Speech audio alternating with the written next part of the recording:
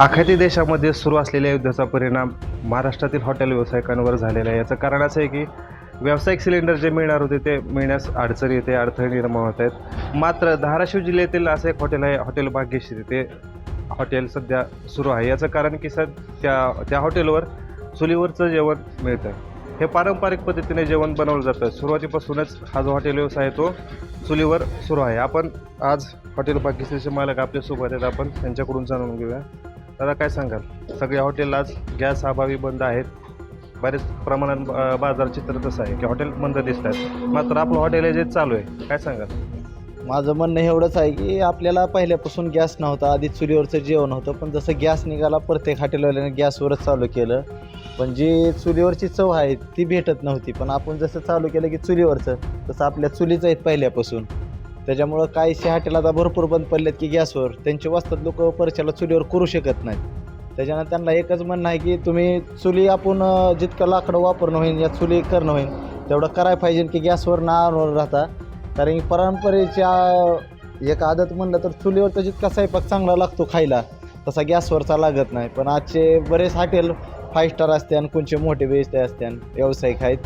मला व्यावसायिकाला बोलायचं नाही, पण एक त्यांना म्हणणं आहे की आता तुमचे शेफ जी पगार घेतात 50,000, 70,000, 1,00,000 रुपये, ती तुमचा शेफ आज चुलीपस्तोर जाऊच शकत नाही. ती डायरेक्ट घरी निघून जाणार. तुमचं हॉटेल बंदच राहणार आहे गॅस नाही यूज तर.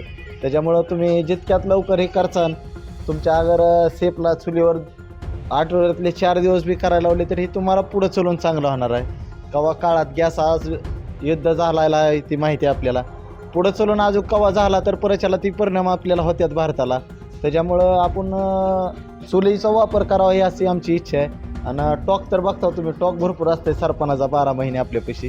त्याच्यामुळं आम्हाला अडचण येत नाही. कारण पारंपरिक प्रमाणे आपला ढवारा चुलीवरचा भेटते, भाकर आपल्या चुलीवरची असतात, गॅसचा सवाल येत नाही. भट्टीत तंदूर रोटी बी आपली भट्टीतली ती त्याला बी लाकडंच वापरतात, गॅसचा सवालच येत नाही आपल्याला कुठं.